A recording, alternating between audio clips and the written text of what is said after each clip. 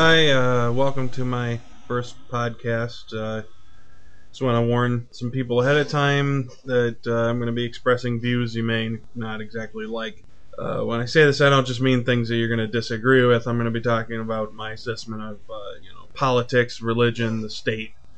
And by state, I mean government in general, freedom, the lack of it, what kind of recourse people have to basically, promote change.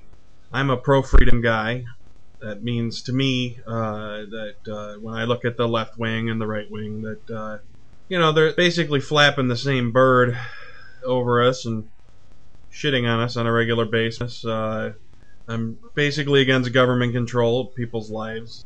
Libertarian is the common word that's being kind of stolen from real libertarians lately. You'll hear that word more and more as time passes, I have a feeling. As the Republicans in particular do their best to hide their big government views. I'm not just going to be talking about politics. It's going to come up most of the time, I'd assume. But I've got a lot of different things to say, and I'm not going to beat people over that with politics. But it's just a warning that if you have some favorite government program, it's something that tickles your fancy, I'm probably going to disagree with it. I'm going to kind of go by a format. I haven't really completely established it yesterday, but I'm going to blab a little bit, talk about whatever particular subject strikes me for that day, and then go into my reporting on a little bit on the news and stuff like that. I don't know exactly all the details at this point. The name of this thing is Tea Party. Sort of like the Boston one, back when a couple percent tax on goods from overseas was an invitation to bloody revolution by people who wanted to keep their freedom. 230 years later, and now we've got 40 to 50% taxes, and we're not hearing much of a peep from people about it. So, basically this is an exploration of, what the hell happened? How did we get here? I mean, lots of people talk about this. I'm being a little presumptuous and taking a crack at it, but hey, my opinion is as good as any. Try to work based on facts rather than opinion.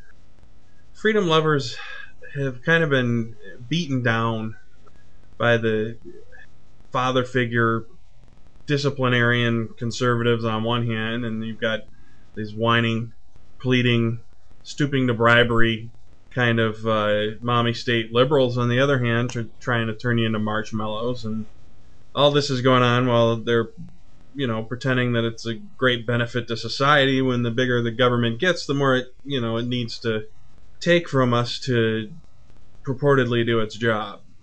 It's like, mommy and daddy need your piggy bank so we can buy more belts to whip you with, It's been going on so long, you don't even feel the sting of that whip anymore. I mean, talk about scar tissue, So, I don't have a whole lot today. Trying to, like I said, establish that pattern for how I'm going to do this.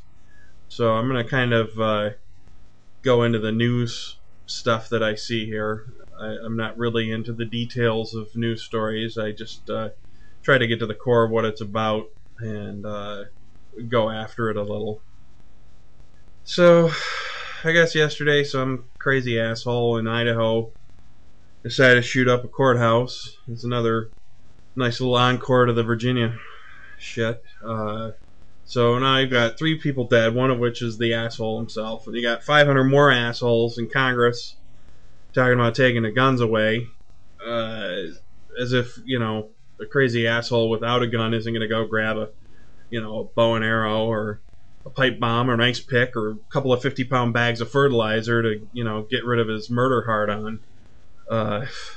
It's always the response to a horrible event like this that interests me more than the event itself. I mean, the event itself is, look what this horrible thing happened. This guy's, whatever, a piece of shit, and he decides to go out and take a bunch of people out, whatever his grudge was.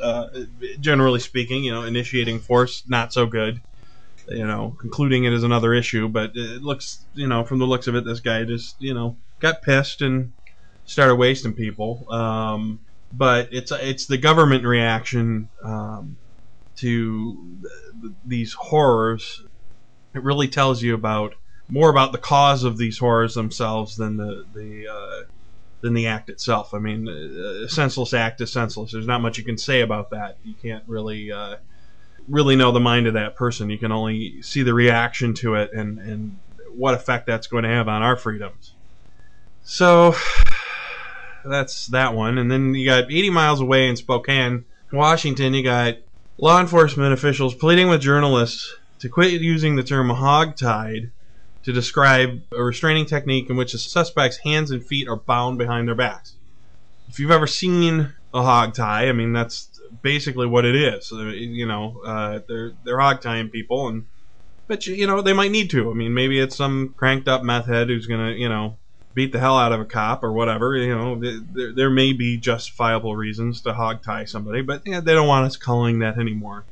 Police chief blah blah blah and sheriff such and such called the term dehumanizing, as if binding somebody's hands and feet together behind their back isn't dehumanizing. But whatever, more assholes, I guess. What else we have? A bunch of crap about immigration and immigration laws. So more money being spent on a problem we can't fix. I take that back. In the few years when the rest of our freedoms are eroded, the economy collapses, all the dastardly evil brown people, they'll stop coming here for a better life. So, government will solve one issue, apparently. In the UK, they want to ban the word accident from their highway code. I assume that's the verbiage of their laws. Whatever. They think there's no such thing as an accident. Someone can always be blamed. Well, that's very deterministic of them. I guess I'll call a 4-car pileup an on-purpose dent. Gas is more expensive today than it was yesterday. What's new? Jerry Falwell's still dead. Smoking is somehow going to affect movie ratings, but we're not exactly sure how. Jimmy Carter's called the George W. Bush presidency the worst in history. It's not a good one, but Jimmy Carter, I mean, pot and kettle. I mean, come on, man. You're not exactly a prize winner yourself. I'm from Michigan, so that's one relevant to me. Michigan deficit's at $800 million. Their solution is to raise taxes. Everybody in the world seems to be getting fired from the radio shows for saying naughty things. Republicans don't like Ron Paul because he keeps telling the truth, and they seem to love Rudy Giuliani because he's full of shit.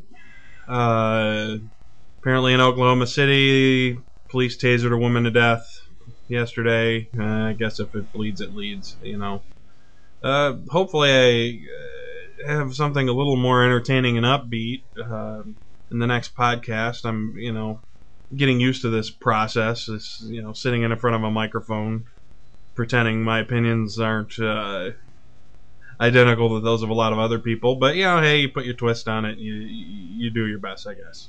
That's about it. Post this, give another one a shot maybe in a couple days, and see if it gets any attention. Thanks a lot.